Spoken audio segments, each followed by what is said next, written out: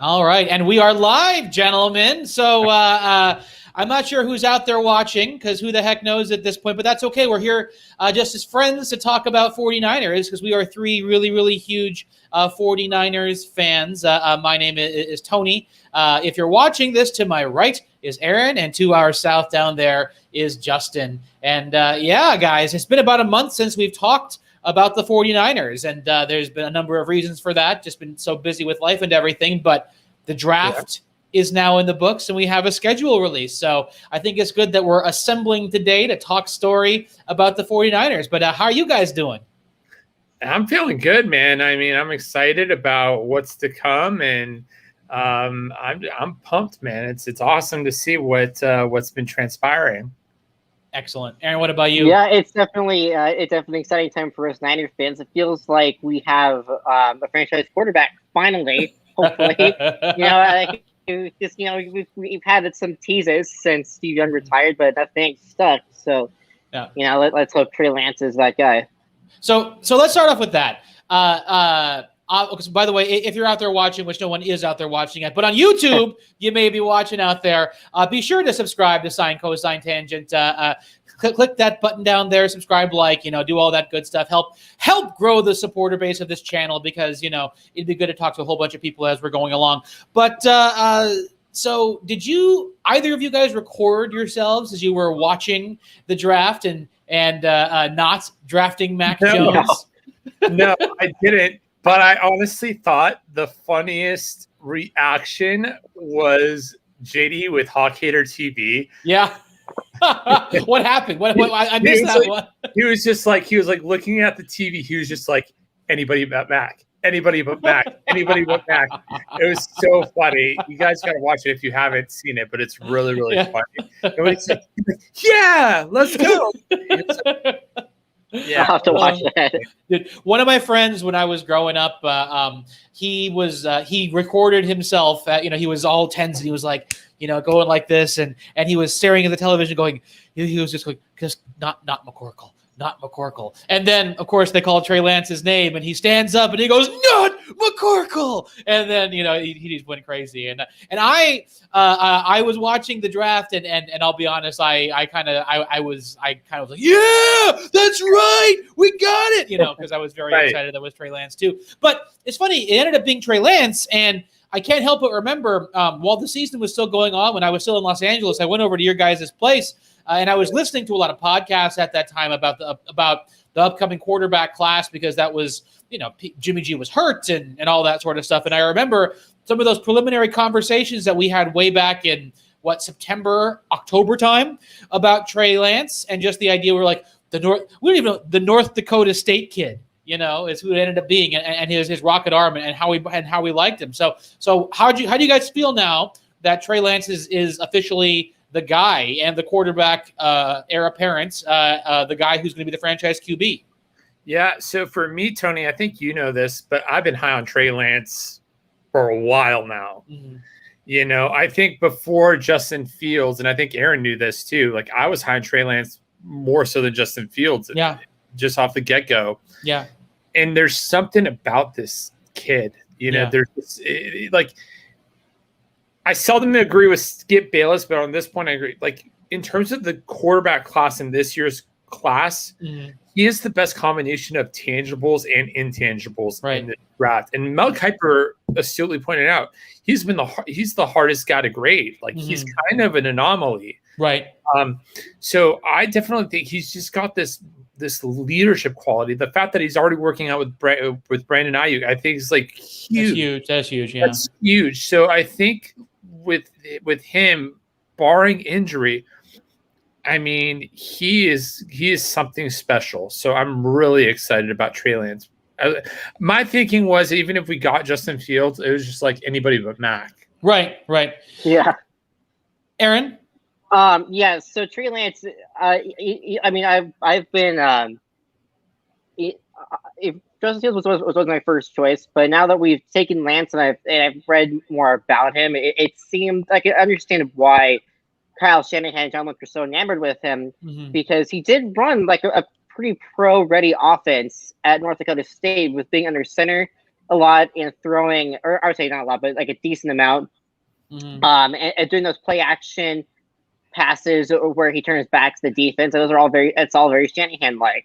Yeah. And we watch him run. He just like bowls over defenders. You know, it's like watching Deebo Samuel out there, you know, with a bigger body. Right. And so I think that had Trey Lance, had there been no COVID and the college football season would have commenced as usual, I think Trey Lance might have.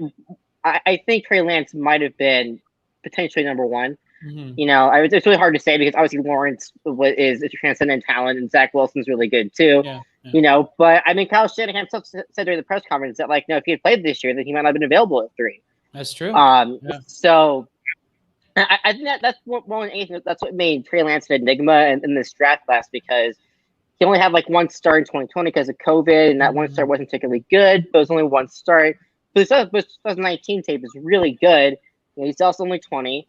And I think the recent draft history shows that you go with the guy with upside. You go with the guy with the intangibles. I think Miami learned that the hard way when they picked Tua over Herbert.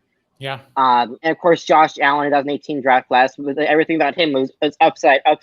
He looks like the best guy from that class. So I there's no reason that Trey Lance, especially understanding his offense, you know, with those weapons, with that coaching, I mean, having the ability to be able to learn under Jimmy G for a bit, there's no reason he's not. There's no reason for him not to be able to succeed and not become that transcendent player we've been looking for at quarterback since Steve Young. Yeah. I think my favorite thing about Trey Lance is just his personal story. I've said this a little bit on Twitter, and I think we talked about this beforehand, but just the fact that, you know, he was recruited to go to big time Division I schools, but to not play quarterback. And he was like, to hell with you guys. I want to be a quarterback. And it's just that perseverance that he was fine with going to, you know, a Division I AA school, and actually gave himself a better chance to learn how to be a pro quarterback in the NFL with given the offense that North Dakota State runs. And I really just admire the fact that no one could tell him no. And that to me is kind of an immeasurable trait. I mean, the height, weight, speed are absolutely there. The ball just, you know, it comes out of his hands. Just, I don't know, like it's I don't know, like a Greek god throwing a thunderbolt. I freaking don't know how to actually say it, but he throws a really nice ball. I would say in terms of his arm strength, I think he's got a stronger arm than Cap. And that's saying something. That is saying something. But at the same time, you know, the thing I didn't like about the way that Kaepernick threw the football was he would throw these rockets that no one could actually catch other than like Michael Crabtree. I mean, that's not true, but he really threw like a very difficult to catch ball because everything was always a fastball. Do you think Trey Lance has more touch than Kaepernick, even though he might have a better range for his arm? Yeah. Yes, 100%. I mean, if you just watch some of those throws on his tape, it looks like it's honestly, it looks like it's watching Mahomes for a second. You know, it's just the way he runs around and throws these bombs that somehow finds an open guy. He definitely has way more touch than Kaepernick ever did. Yeah.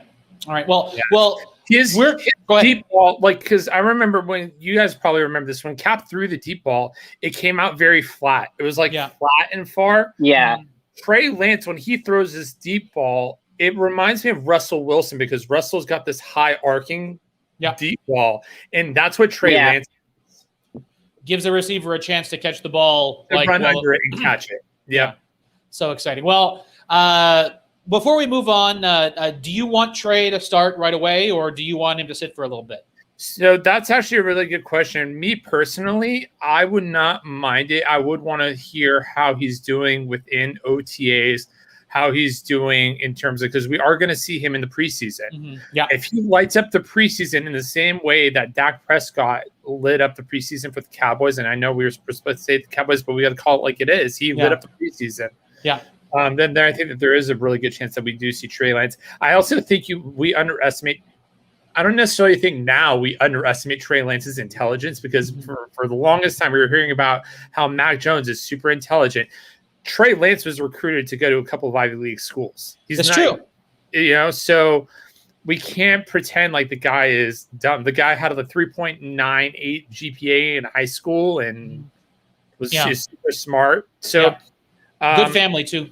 Good family. I think, you know, you can kind of see that. So I definitely think in terms of intelligence, because the one thing about Kyle Shanahan's offense is that there's a lot of terms that take a lot to get used to, and in terms of understanding schemes, understanding defenses, that might be beneficial. And here's the other thing I think why I would say he can start, but I would understand if he didn't, is the amount of actual snaps, the amount of actual throws, the actual amount of reps.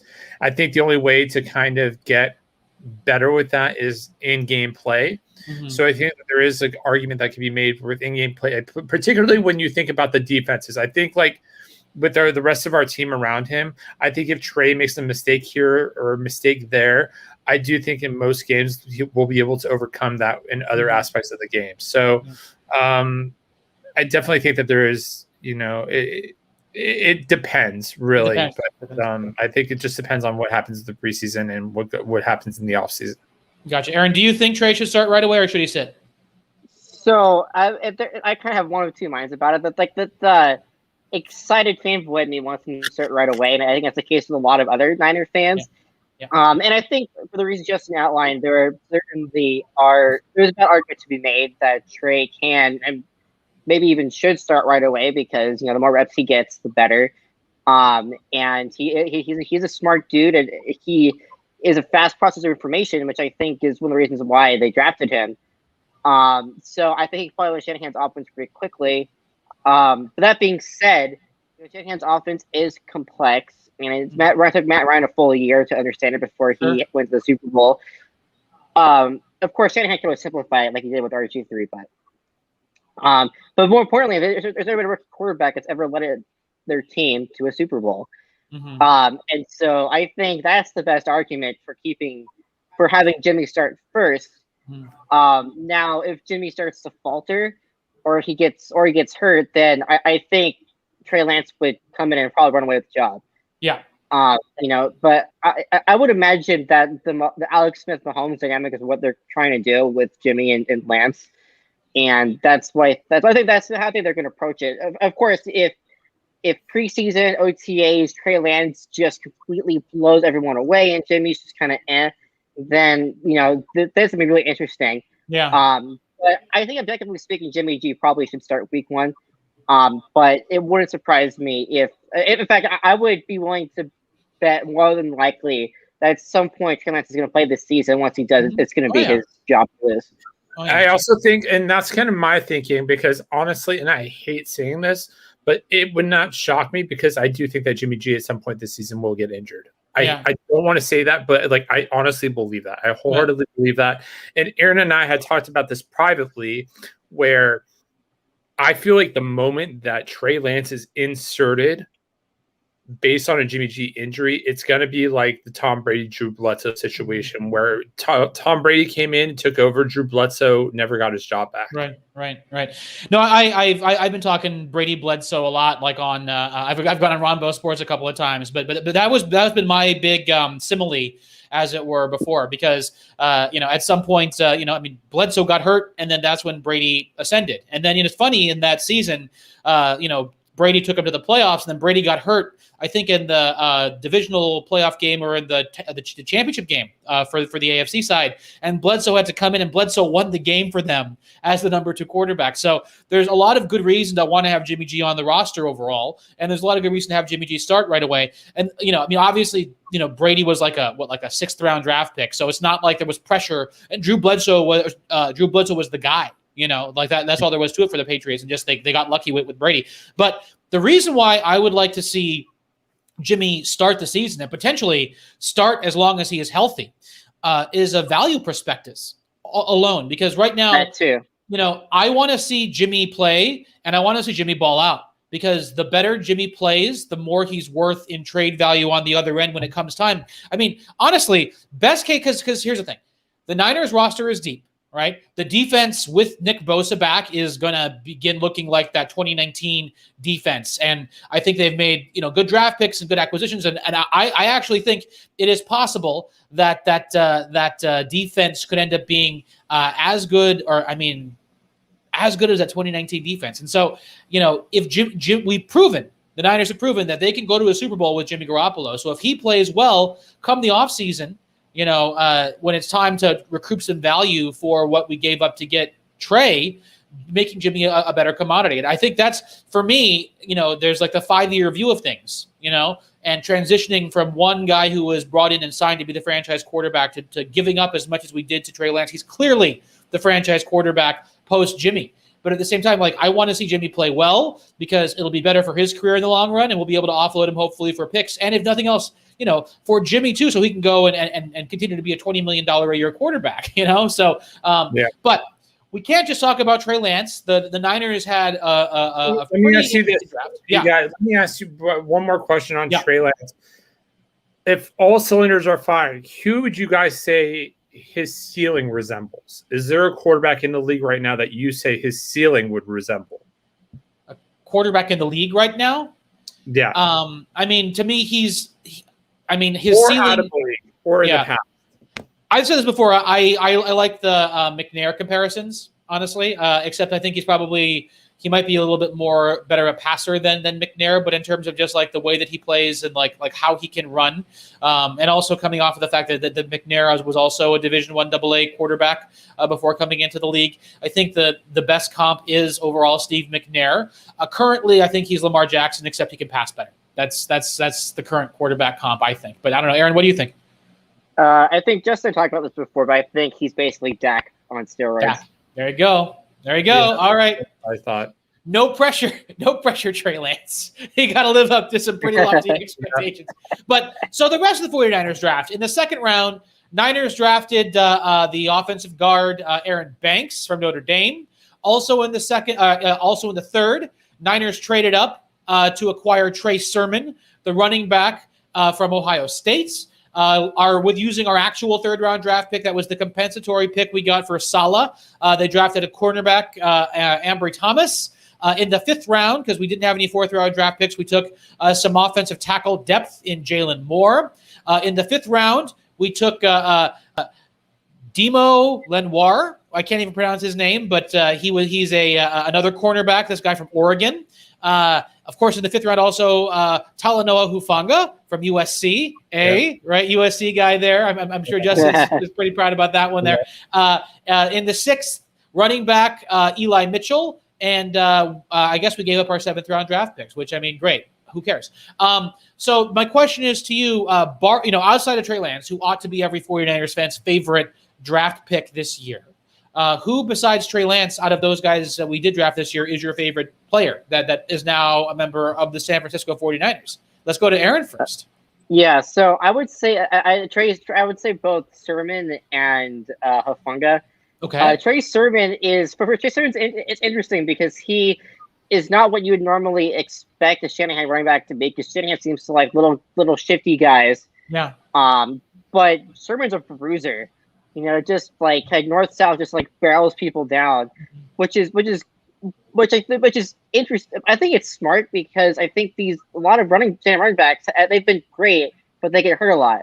Yeah. And unfortunately, even Mostert's not immune to that. And so Sermon is gonna be that every down back, the Iron Man, who's just gonna bowl people over. And it sounds like he's a good pass protector too, and he's got some pass catching skills. And it sounds like for all the attention Justin Fields got in that Ohio State offense, it sounds like Trey Sermon was arguably more important to that offense than Justin Fields was. So I think he's just gonna demolish Shanahan's system. Hufanga is he's one of those guys, and I'm sure Justin can tell you more about him than I can because he's a USC alum. But from what I get from Hufanga, he's got so much passion that just jumps off the screen. He's just a fun player to watch, and I hope I start our special teams, but I think he's going to be our every down safety for the future. I think he's got some Cam Chancellor potential. I think the one knocking him is injuries. That's why I fell the fifth round, and I think the fifth round is okay, that type of bet. But that kid's he's just fun. He's fun to watch, and I look forward to seeing him in our defense in the future. Justin. Yeah, so for me, obviously, Aaron brought up Talanoa Hufanga, and I would also say Ambry Thomas I'm really, really excited about. Okay. So for starting off with Hufanga, obviously Aaron kind of brought up the injuries. I'm not sure that that's going to be a huge problem, particularly in the NFL, where the trainers are far superior to those that are in college football, even at a private institution like USC. Yeah. I also think the fact that his mentor is Troy Polamalu. That's who he's that's like they have a very close relationship.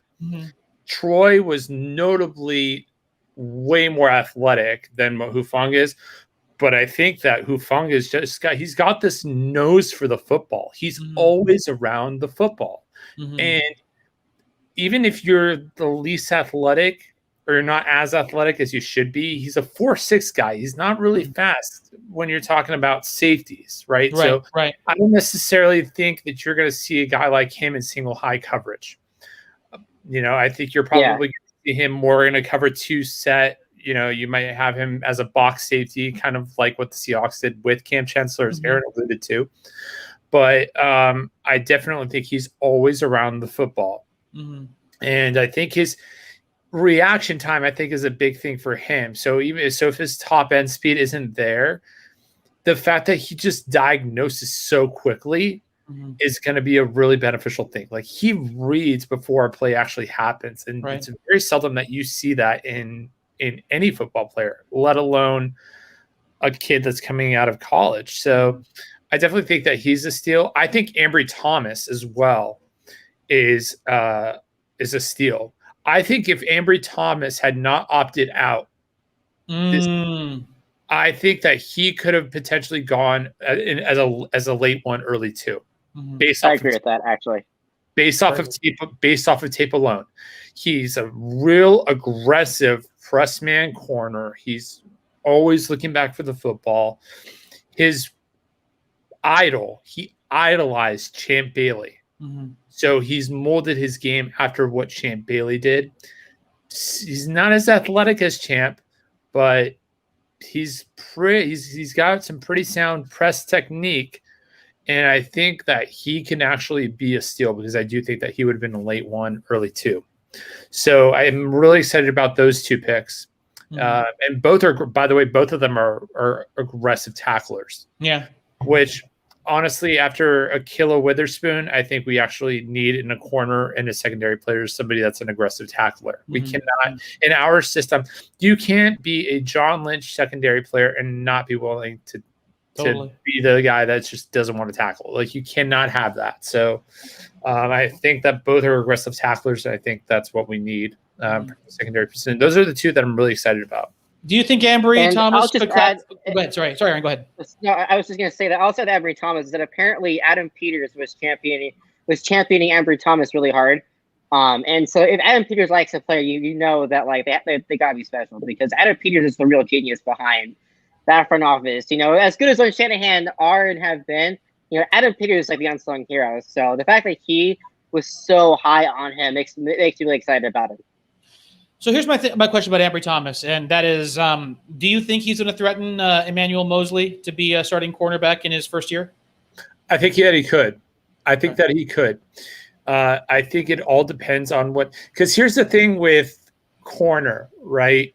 Corners, I think you can understand a little bit more about who's got it and who doesn't, predicated on training camp, because they are engaged in one-on-one battles. Right. So you can kind of gauge that in the course of training. I would argue more so than any other position, or receiver and corner. Like, those, I think you can kind of gauge. It's hard to gauge a quarterback, but you can certainly engage and understand exactly who's got it and who doesn't within OTAs. I do think that he has a chance. And I also think, and it depends, because you can also utilize him in dime packages. When you see 4 receiver sets, 5 receiver sets, it would not shock me to see him on the field. I think he is going to get a lot of playing time, and it would not shock me if he ended up beating out Emmanuel Mosley. Right. Yeah. Well, I don't want to diss on Emmanuel Mosley too much. I'm always been relative. I mean, he's overplayed his physical stature, and I just think that at some point rubber is going to meet the road on him. And I mean, as long as he's healthy, he's our cornerback number one because he can play at an all-pro level and has when healthy throughout his career. And and this is no real diss on Emmanuel Mosley, but quite frankly, I know earlier in the offseason that we were talking about, like is it Mosley or is it Akello? And I was always like, no, we should take Akello just because we need somebody who can better match up on the bigger wide receivers, the DeAndre Hopkins, and the DK Metcalfs who are in our division. And my hope with Ambry Thomas is that ultimately he proves himself in training camp and is forcing Mosley to play nickel. Well, I do think that there's some truth to that because he is 6'1". Yeah, he's tall, right? Yeah. So I think that there is some truth to that. Gotcha. Yeah. All right. Well, talking about our favorite draft picks, who in this class did you not particularly enjoy? The four. I don't want to diss on them because we got to root for them, but I will start on this, and this is basically in the second round. Look, I'm glad we traded down because it gave us the ammunition to go back and get Trey Sermon, and I was a little lukewarm on Trey Sermon just given the amount of research I did this year, like on the draft and like seeing so many really good players, I thought whose names were on the board, who were at the same time as Sermon, and also seeing the fact that a guy like Michael Carter ended up going in the fourth round, after, I mean, as a guy that we could have probably had in the fourth round. But we moved back and we gave up on the opportunity to draft a guy like Asante Samuel Jr., and who actually ended up going one pick before Aaron Banks. Now, Aaron Banks is a physical specimen. He's a 300-pound mauling guard, and I really, really like that. There also has been some question about, I guess, zone scheme fit, but I'm seeing a lot of really positive things being said about him in terms of, I guess, his the way his game translates to a zone blocking running scheme. He was actually very highly graded by PFF in zone run situations, so that is very good. I just was not particularly high up on the idea of trading back and then taking a guard when we just had glaring needs at the cornerback position with a few of the higher level guys. Although Samuel went before the one pick before, and so in the moment, my thought was, oh crap, we traded back, and then the Chargers took Asante Samuel Jr. one pick before us, and now in the scramble they reached for a guy who a lot of people said was a third or a fourth round grade on Banks. But that being said, I want him to start. I want him to start now, and he has the NFL body to do so. But in that vein, were there any draft picks that you guys were a little bit like, I don't know about this, guys? Well, so before we get to that, also about Aaron Banks, it sounds like even if the Niners had stayed at 43, they still would have taken Aaron Banks. Yeah. Mm-hmm. So I think he was just the guy they wanted. We weren't getting Asante Samuel Jr. Like, I know that I was high. I wanted Asante Samuel Jr. too. Yeah. But the more I looked into Aaron Banks, I'm really excited about him. I know people are questioning fit and all that. So when you take the Banks pick and the Sermon pick, it makes you wonder if Kyle's going to adjust his scheme a little bit to make it a little more of a power scheme than his own scheme. But if you watch Aaron Banks' tape at Notre Dame, that dude can move. He can move really well. He's just a mauler out there. Yeah. And I think given our recent issues on the interior O-line, and even what happened during the Super Bowl, it's right guard's important. we need right guard solidified. Sure. And I saw that run skill. He, I think he's better as that Swiss Army knife type backup versatile offensive lineman. I think Banks is our guy for the future, and I think they made that pick as well as Jalen Moore pick, who apparently they can play him as a guard. More so than tackle. Wow. It's like they're doing that with they're doing. Part of the thing in this draft was trying to protect Trey Lance for the long haul, which is smart. You want to protect your franchise quarterback. You don't want to do what the Colts did to Andrew Luck, which really ruined his career because of bad offensive lines. Even what Seattle was doing with Russell Wilson for years. Now, as far as the pick that I didn't like as much, I would say that the Elijah Mitchell pick, I mean, I like him as a player. I think he's a dynamic guy. It's just I question that pick in the sense that I think that we really could needed to draft a receiver. Mm-hmm. Ayuk and Debo are great, but after that, there are a lot of question marks. It won't surprise. That's why I'm hoping that they sign one of Golden Tate or Danny Amendola to solidify the receiving core. But beyond that, Richie James, who's shown flashes. Mm-hmm. Hasn't been consistent and say enough on the field. Jalen Hurd, if he can stay healthy, that he could be great, but that's a big question mark. So I would like to see a receiver instead of Elijah Mitchell, or even like Jalen Morris or someone else. But so I think it's less to do with the pick itself and more to do with just our needs depth wise. But there is no one player that I necessarily hated. Nothing like the Ken Swan Ballmer draft or the 2012 draft where Trent Baalke was just. Oh, what he was doing in there? It was just like throwing random, it's just like taking names out of a hat or whatever he was doing. Every player just, and those players that you knew was going to be terrible. One of the funniest press conferences I've ever seen was the AJ Jenkins press conference where Jim Harbaugh is like an absolutely obscure question. Yeah, I need to go back and watch that one. That sounds like a fun watch. I think that's a fun watch. Not to get too negative, Justin, do you have a pick that you did not particularly care for?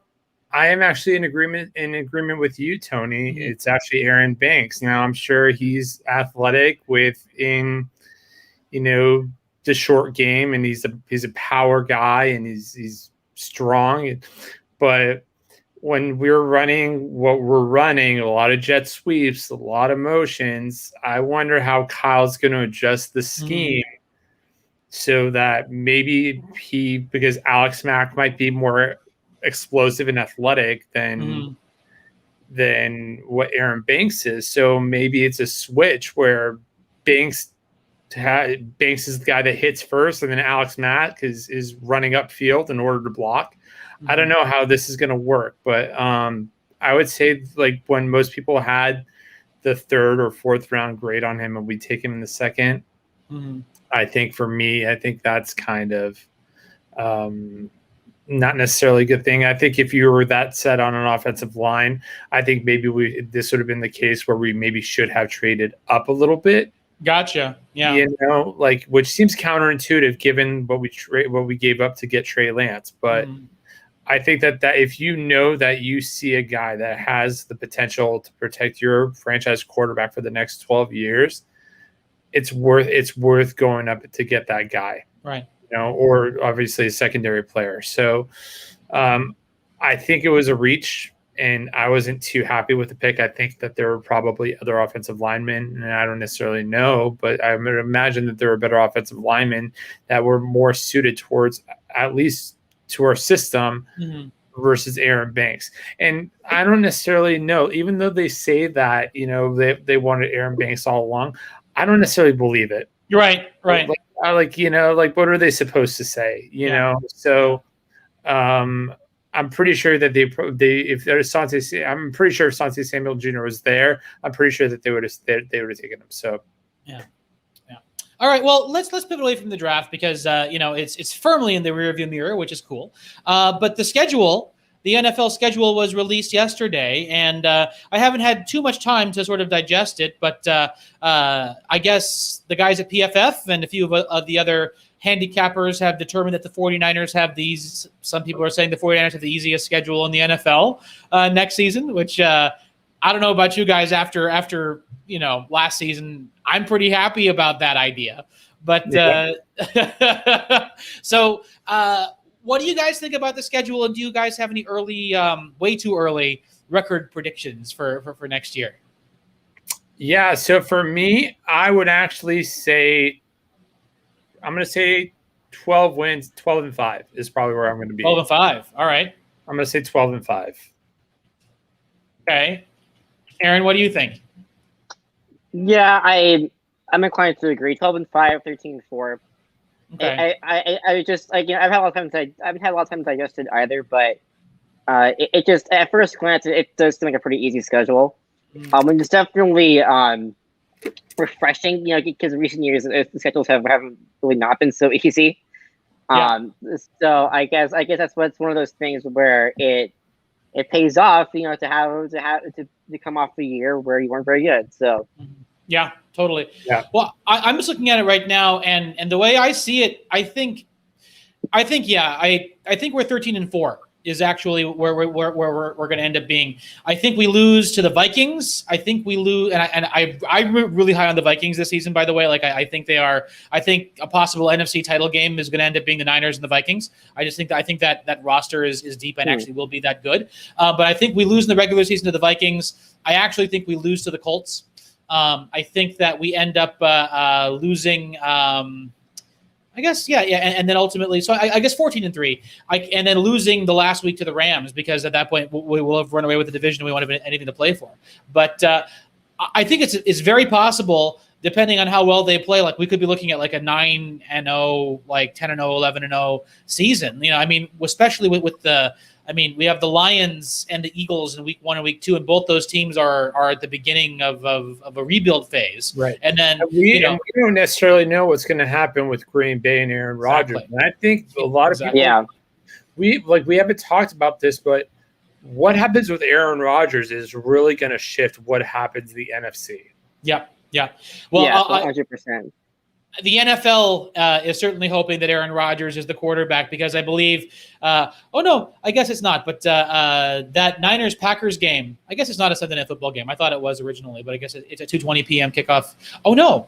That's Hawaii time. I'm in Hawaii time, so I'm looking at the kickoff times.